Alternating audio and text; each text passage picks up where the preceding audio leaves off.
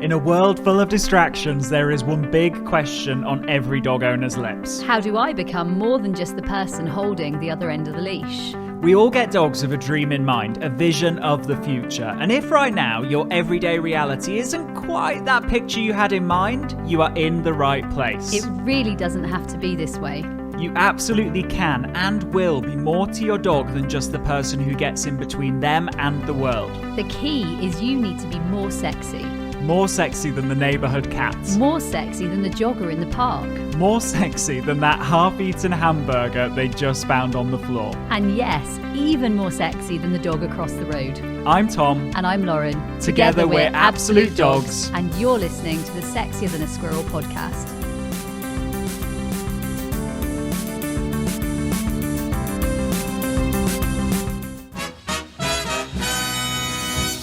Welcome to this episode of the Sexier Than a Squirrel podcast, the podcast that teaches you how to be the very best owner your dog could ever wish for. And today we are actually devoting this episode to those of you who would love to work with dogs one day. Now, I feel like the luckiest girl alive. I get to play with dogs. I get to call it work, which is actually just quite crazy in itself. And I know that Tom, obviously you do too. The exciting thing is that both Tom and I feel really, really well qualified to discuss with you, I suppose, that our top 10 tips to becoming a pro dog trainer, because more than some, I think we've actually really experienced it from a place of where we're really heading down one path. And we really are quite far down one path.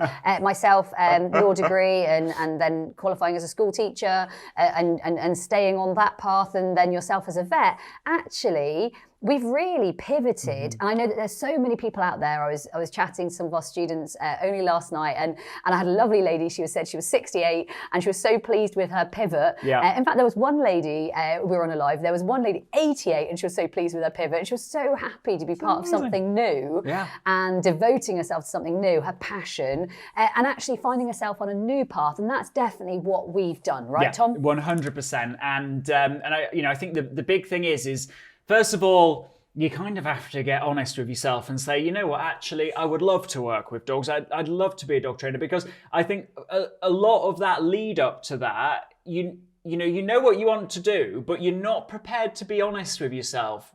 And we were there as well, because let's be honest, we're worried about failing. We're worried about not achieving our dream. We're worried about just staying exactly where we are. But the fact that we're saying, oh, no, I don't want to be a dog trainer, I don't want to be a dog trainer, then you are definitely going to stay where you are. And so first of all, get honest, get excited. Level up, right? Like level up, Yeah. level yourself up. And I really feel that this year, more than any, I feel like I've always said that there's no dress rehearsals and life's too short. And like we say these things, but actually, I really feel it now. Like I feel it, like actually, if you want to do something, you do that thing. If you feel that there's a calling for you, or if you feel there's a passion, then why on earth are you not jumping on it? And for me, really taking that moment or taking that sort of step towards whatever it is you really find enjoyment in, we're crazy not to, because we're definitely not here to just work and grind and like literally effectively grind to a halt if we keep going in the wrong direction. Yeah. We are here to fulfill passion.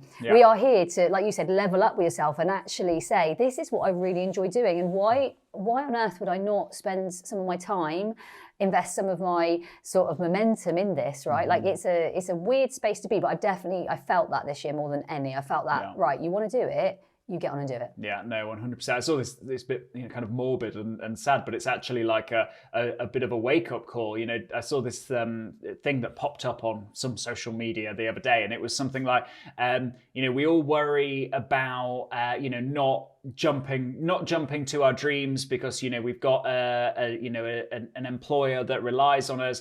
And then it went on to say something like, and the fact is that if, some tragic accident happened tomorrow and you passed away, in a week's time, your job would be advertised. And I was like, oh God, yeah, no, that is true. And actually, that can sometimes hold people back. And then on a flip side, like I saw in a less morbid, but maybe still a realization of time, I read something the other day, a cancer patient who had basically said, every day you get 86,000 seconds. Don't waste a single one of them. Yeah. Like, don't waste them. Like, if you have something you want to pursue, like Tom said, actually, if you're doing a job and you're doing it for your employer's sake, but actually you weren't here, they'd fill it that quickly. Equally, if you are using those seconds in a space that you're actually not fulfilling a passion or a hobby or an enjoyment phase or something that lights you up. And I was reading something else, Tom, and it basically said you see people when they're lit up, right? You notice them different. They show up with their bright eyes and their bushy tail and their hair's all spiky and they're a little bit electric. Like you can notice if someone, I was talking to someone the other day and she helps out with our horses and I said to her, you can just tell when you're in your best space. You're really in your best space right now. She's like, literally, she's all bustly and like you could just, you know when you can feel it, right? And that's where we need to find ourselves more and more and more, and actually not just doing something for ticking the boxes. And equally, you know, you can feel it yourself when you're in that space. And sometimes, you know, you could have not been in that space for so long, you don't even remember what it feels like, and that's fine. But actually acknowledging that, you know what, you feel different when you are doing what you love, when you're moving with purpose. For me, when I'm training dogs, Tom, it's no different to when I'm exercising. And I'll be honest, I have a PT, and she said to me the other morning, she said, right, I'm coming out. We've just recently got back from being away. So I'm coming out this morning. Are you ready for this? And I messaged back and I said, no, it's cold and I'm grumpy. And so she messaged again and she said, we're all cold, we're all grumpy. It's a Monday morning and it's pretty terrible. The temperature's like below zero and I get it. But I'm coming out and we're ready to change this energy. And it was so great to feel this person who kind of said, look, we all get this space, we're all here, and you know when you've done that exercise how much better you feel. You know when you've had that training session or when you've picked up your dog training toolkit and you've got in the arena and you've done something fun with them, if you've taught a new trick or whatever it is you do with your dog that you have loads of passion in. I know I was working on something the other day, we were talking dog sports, heel work to music, gun dog, flyball, hoopers, agility, obedience. Like there's so many freestyle. There's so many different things that you can do with your dogs these days. Get out in nature and just enjoy a bit of maybe sheep herding. Like, you know what, there's so many things. I meant intentional sheep herding, not the unintentional type that some of our naughty but nice crew might consider. There's so many things we can do with our dogs that light us up, Tom. Yeah. They light us up. And that's what, for me, being a pro dog trainer, being a dog trainer, being part of Absolute Dogs, being part of this whole team is about. Yeah, 100%. Now, we have obviously walked this path and we are professional dog trainers and we maybe made some detours along the way and we maybe learned, you know, what to do and what not to do as well. And so actually what we thought would be fun is now that we've established that you want to be a dog trainer, you're admitting it to yourself, and to the world. Remember when we say you want to be a dog trainer, this might be you want to be a dog trainer for your own dogs. This might be you want a little side hustle because you've reached a certain stage in age in your life where you feel this would be a nice side hustle. And that could be your 20 or it could be your 60 or it could be your 70. Like, you know what, 80, 90, we've got pro dog trainers in all like walks of life. Absolutely. You know, you might have found something that, you know, just you find really interesting and actually it makes you bounce out of bed to learn about it. So I was teaching something for our pro dog trainers this morning, and it gave me great pleasure that Samuel, our camera guy, was nodding and smiling and very interested. And I thought he's found his passion. He's here and he has found his passion. The cool thing is that so many of the people that learn with us and surrounding themselves in this type of learning, pro dog trainers and lots of different people who just love the idea of games clubs and learning what we do. They light themselves up in learning. Yeah. So it's not even that it has to have a future purpose. Actually, as long as you are passionate, your eyes are bright, you've got a bushy tail, your hair's all spiky, you're feeling a bit excited, you are taking yourself in a good direction. I know that. Yeah, 100%. So what we thought we'd do is devote this episode to actually what would be kind of our top tips for, you know, for that journey, for, you know, making it happen, for making what you love, what you do, one in the same, right? Whatever that might look like for you. So let's do it. So tip number one, and I think, I mean, we're going to have quite a few here, so this is going to be pretty action-packed. I would say follow your passion. So if your passion is playing with puppies, if your passion is training agility dogs, if your passion is doing some fitness coaching, if your passion is gun dog, if you're passionate, find out a bit more. Like, don't be shy of finding finding out a bit more. And don't be scared to lean into a bit. Yeah. Get your hands on dogs, get a bit of training in the bag, get doing it. Have a go at hands-on training. Don't be shy to open your mind up to it. For me, agility is one of my greatest joys. I can bounce out of bed, and even if it's really, really cold and really, really miserable, I'll get in the training arena, I'll turn the music on, I'll definitely set some little scenarios up, and I'll start training. I'll put a clicker in my hand, and I've got maybe toys and manners minder, treat and train, whatever you might call it, food around. And I can change the whole energy and passion just in the sense that I find so much fun in doing that and that sport. And so if I lean into it, it can change my whole motivation for the day, the week, the month, the year, in just like starting, I suppose, investigating those passions. So investigate your passions. Don't be shy to investigate them. Don't be shy to look for them. And if you haven't found your people in them, because I know for Tom and I, we've done some gun dog training, we've done some sheep herding, we've done some, I've definitely taught Tom some agility. Tom's taught me the odd bit of electric music. You know what?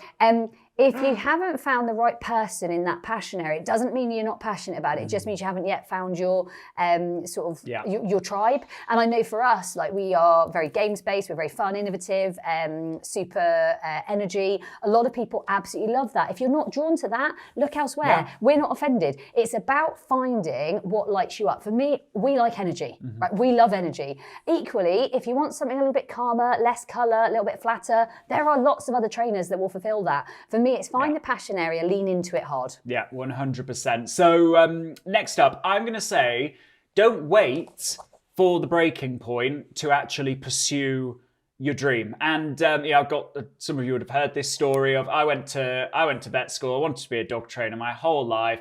I went to be a vet because my parents were like, oh, you've got these grades, you should go and be a vet. And I was like, I want to be a dog trainer. They're like, yep, that too. Go be a vet. And I was like, okay, off I go to be a vet. And my first year of vet school, it's almost like the universe, because it was such a weird scenario. I was on a sheep farm.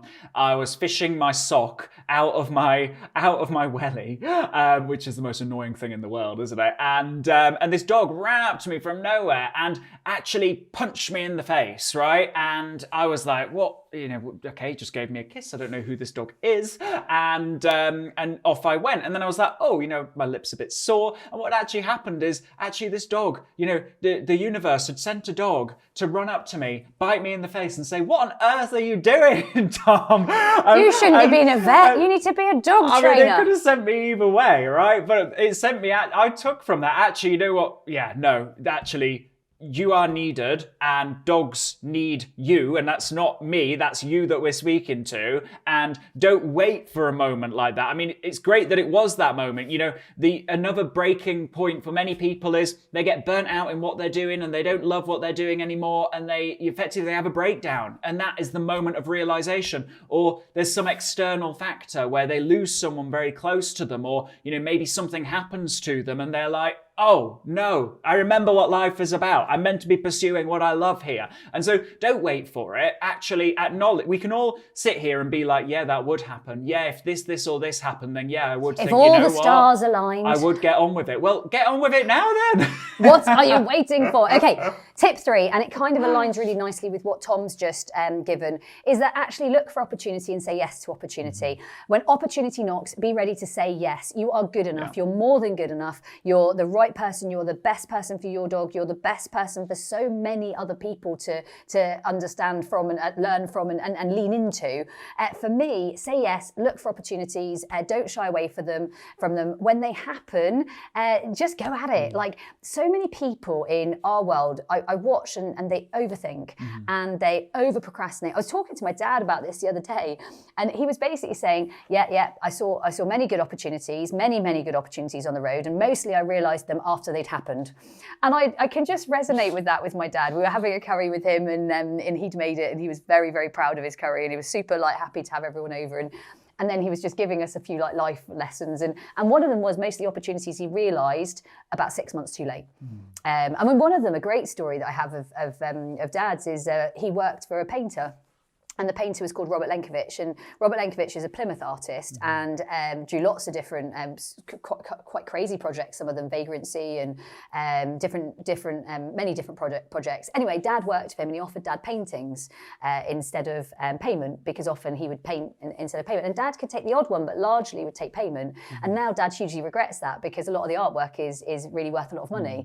And Dad said at the time he didn't really think about that as an opportunity, but actually it was a great opportunity. On top of loving the artwork, he loved the whole concept of it, but didn't see it as an opportunity. And I think there's so many things that will come across your path. There are so many things that will be waving at you. And if you're not looking at them, if you're staring at your mobile phone or your head in sort of clouds, or maybe you're so busy under that photocopier, or you're so busy trying to chase your tail of your office role, or whatever it might be, you might not see it. And you might not acknowledge them, or you might just miss it. The other day I was driving home, and there was this massive, massive moon. Like, it was huge. And yet when I got home and I was asking the person in the car, I can't remember what I said. I said something like, "Oh, that's just such a beautiful sky tonight." And she said, "Really?" Like, she hadn't even seen it. Like, she hadn't even spotted it. And I was like, "Oh, it's amazing. Stars everywhere and massive moon, and just so much to be appreciative of." And I think that's where so many people don't even see it, Tom. It worries me that so many people don't even, not only do they not see the opportunity, when the opportunity really knocks and is right in front of them, they then doubt whether they're good enough, or they doubt whether they're in the right headspace, or they doubt whether they can, maybe they feel guilty, they can't maybe give that time right now, or financially they feel worried. Like, there's so many reasons not to. How about find the reasons to? And, you know, on the subject of not feeling good enough, it kind of leads on to the next tip, that the sooner you realize that the reason why you say to yourself, I'm not academic, I'm not clever, I'm not able to learn, it takes me a long time, is not a reflection on you but your previous teachers, the better. Because actually learning should be fun, actually learning should be easy, actually learning should be exciting. And I think often, if we were training a dog and the dog didn't pick up what we were teaching them, we would not blame the learner. Yeah, we would not give that learner... We wouldn't be like, "Stupid dog, he's not learning." We wouldn't give that learner an F on their report card, right? Instead, we'd think, hold on a second. What do we need to change? What do we need to change? How can I, how do I need to teach this, right? And, our pro dog trainers, they quickly go from being like, I'm not very academic, to I am a geek and I love it and I am excited to learn more. And that's the teacher's job. And what you've got to, when Lauren said about, you've got to find your tribe, and you've got to, you've got to kind of magnetize towards and lean people hard. That's key, because sometimes I think people lean towards things that they think they should lean towards, and then find that disconnect and find that, actually this isn't their style, and actually now they're just box ticking to learn, rather than actually, I am learning, I am loving it, I'm implementing, I'm seeing real life results, I am excited, I'm energized. That is what this path should look like. And if it's not looking like that right now for you, then actually there needs to be a change there, and you need to find your tribe. Now, our next one, and this one's such a big one, and it could be associated or looked, we could look at this from a pro dog trainer perspective, or we could actually just look at this as a life perspective. Get addicted to problem solving. Get addicted to problem solving. Whether it's problem solving for you to be able to do something, whether it's problem solving for you to be able to get out of something, as in, I was talking to one of our pro dog trainers the other day, Tom. She's a fantastic student, and I said to her, she wanted to come to some agility training. So she had some agility training she wanted to do with her dog. And she trains all over the country, and she loves training her dogs, and she competes all over the country. And she said, "But I can't because I'm a hairdresser." And the thing is, and she owns the hairdressers, like it's her salon. And she said, "I can't, I'm just tied in. I've got to do these days of work. I need to be there Wednesday, Thursday, Friday." And she said, "But I really want to train my dog and do agility, and I just can't find a way." For me, we need to get addicted to finding the solution to that problem. And we need to stop giving "this is how it is" and start finding ways around problems. So many people are addicted to the problem. And what she is likely to do is repeat that problem for the next few months as to why she couldn't do something. And they get, the students that I talk to get very, very addicted to "this is the problem. I'm stuck in this problem." And then they'll tell people about this problem. And then this problem in the universe almost gets bigger and more universally known, rather than, here's the problem, I've spent 2 seconds thinking about that, and now what I'm going to do is I'm going to spend the next 25 minutes thinking about how I'm going to get out of that problem. And I do see that as well, Tom. Problem, like our pro dog trainers and life getting stuck in problems. And that's, it can be a bit of a habit. Like, who is it? Marie Forleo says everything is figure-outable. And that is such a cool thing to say to yourself. When you encounter a problem, I'd really love to go to that. Oh, I can't. Everything is figure-outable. All of a sudden, your brain's like, I could do this, I could do this, I could try this. There's a way. And so really being careful about what almost like incantations we tell ourselves, and you know, what conditioning we tell ourselves, even down to resources. You know, one of the things that is going to determine how easy this path is for you is your level of resourcefulness. You probably all heard the story of, like, and Lauren will have a similar one. My first behaviour consult, I was in student hall still. I was finishing my vet degree off. I'd done my behaviour degree, and somebody got in touch. They wanted a consult with me, and I'm like, well, I don't have a clinic, and I don't have a consulting table, and I don't have live streaming equipment. Bearing in mind, this was like over 10 years ago, so live streaming equipment probably wasn't even words, right? And literally, my student room was just a typical student room, bit messy. I opened the wardrobe. No, what I did is I switched on the camera. I looked at where the line was in the room where they could see up to, and I just moved the contents of my room, including all of my mess, beyond that line. So all of a sudden, I had a clinic. It was a triangle of my student room, but I had a clinic. I did my first behaviour consult. I was a behaviourist. And actually, I could have easily said, no, I don't have the setup right now. I'm not currently doing this. This is something that I'm not doing. Contact me in a year's time. Contact me in another year, because you would have found all kinds of other resources that you don't have. And it's about just getting started. And I remember, I suppose, when we first got started, myself as a dog trainer and Tom here, initially even as a student, like coming in with his dog to learn, actually we saw that there was something cool that could be done. We didn't actually have a clue of how to do it, but I remember our first footage and filming, we just kind of had a go. Like, we just got out there and we had a go. For Absolute Dogs, we went, you know what, we're great trainers, we have a cool centre that we can work within, let's film something, and then let's kind of build the plane as we fly it. And those opportunities and those moments, the scenario might not be perfect. Here's the problem. Here are all the different ways we can solve it. And I think, just like Tom says, resourcefulness is such a massive part of any journey now, I think. And so many people, when they come in here, I couldn't do that because I don't have this. I couldn't do that. Or don't think for a minute that Tom and I had a big training space. Or don't think for a minute that I had a perfect agility field. My training field was on a vertical hill. I don't think for a minute that my first dog, the dog that started Naughty But Nice and the Naughty But Nice journey over probably, I don't know, 16, 17 years ago now, the first dog to be known for me as Naughty But Nice and our Naughty But Nice journey, she really was a very difficult dog. And I definitely didn't feel capable and resourceful. I felt like a complete failure. And I felt that I was not qualified to own a dog like this, let alone coach anyone else with a dog like this. Actually, when you're resourceful, you realise that you have every skill you need right now, because that dog has put you in that position and you've got into this place where actually you can coach loads of owners because of that very experience. And that experience alone almost makes you qualified. So I suppose get resourceful.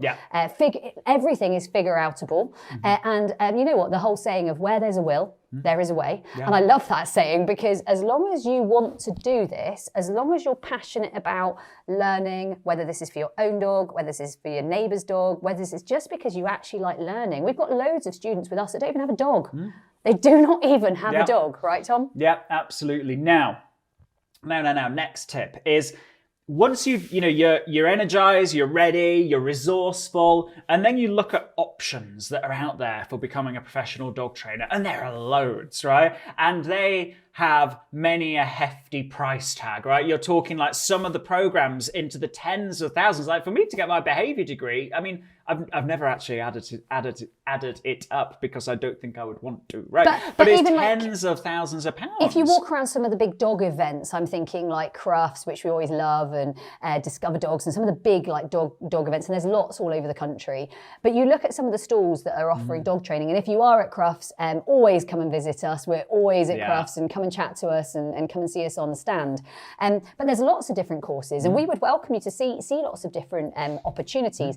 But ultimately, are they real life learning, and the cost of them, is it where it needs to be to really deliver the skill level that we need? And I'd say so many of them, Tom, like you're saying, it's add that up, and probably we are into the tens of thousands, right? And when Lauren says real life learning, what we mean by that is that going to lead to real life results and you delivering real life results? And you being able to handle a dog, you being able to actually get that dog. Like realistically, what are the top struggles? I don't know, jumping up, recall, reactivity Pulling to dogs and people. Those are your typicals. A lot of these textbooks and effectively non-dog-led learning actually never lead to a person being able to physically handle and train a dog. Yeah. I think that is one of the biggest struggles that we're seeing in the industry, is that people out there, they might talk the talk and it's kind of like all the gear, but no idea. I think they physically, can you handle a dog? And technically, do you understand and can you read what that dog's doing? And these are the things that for Tom and I are really crucial and really important. And of course, we both value our initial education because that served us in so many different ways. Ultimately though, would we tell someone else to go down that route? Hell no.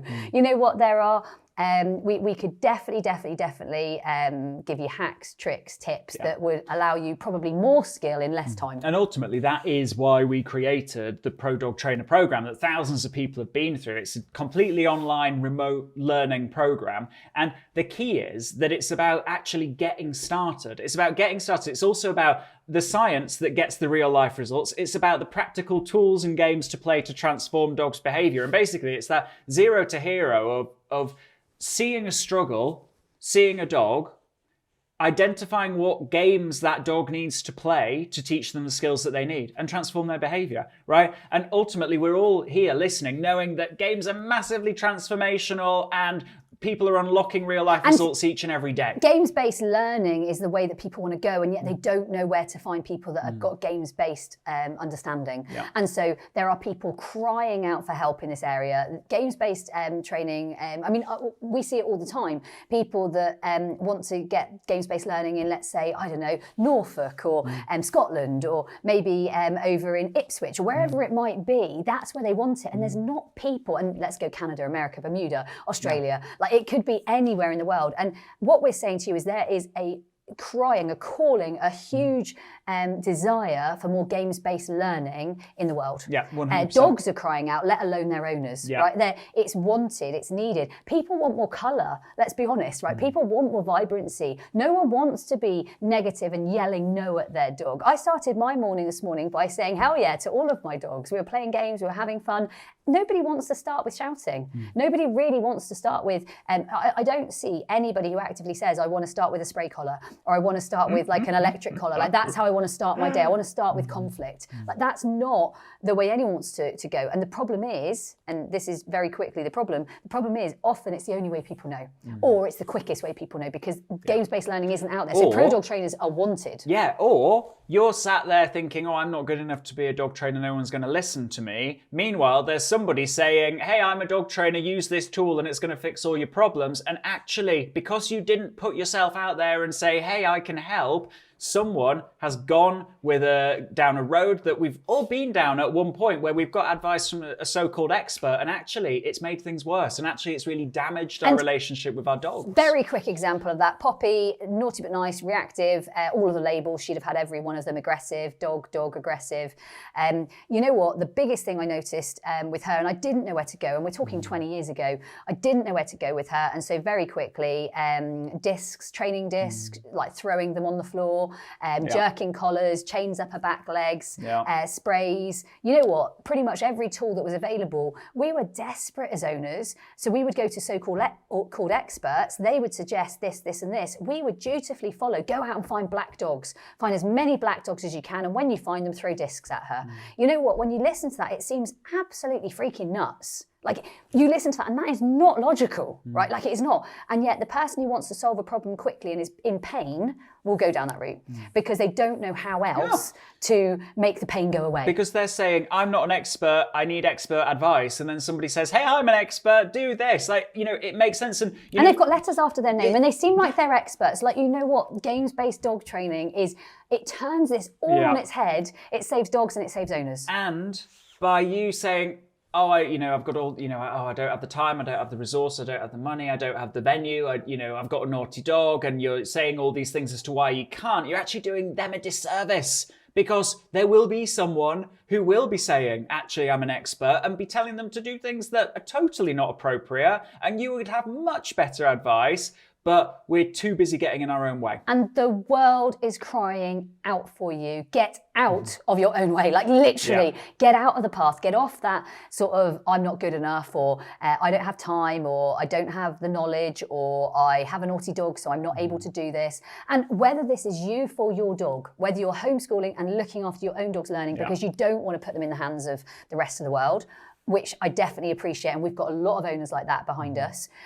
Or whether you're maybe the owner that's sort of sitting on the fence and fancies maybe a little like move into that world, maybe a side hustle, or this is a really brave one. Maybe you're a trainer at the moment and you think, I want to do better. I want to move with the times. I want to maybe update my methods. I maybe want to, and we've got results. Some of you might have listened to Dan's podcast.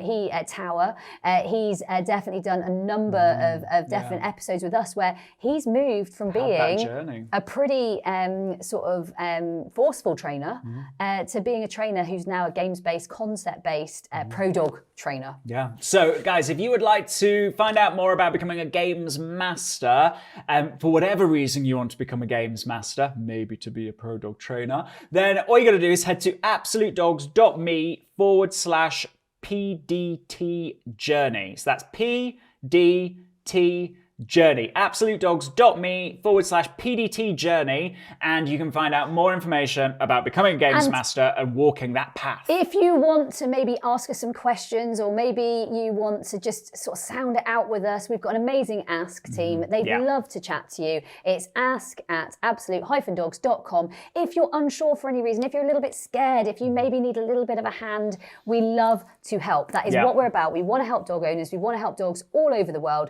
We have people from Bermuda to St. Ives in Cornwall. Like literally, there are people all over the world training games-based learning. This is the space to be. Now, that was this episode of the Sexier Than a Squirrel podcast. Go check those things out. We will see you next time. And remember, stay sexy!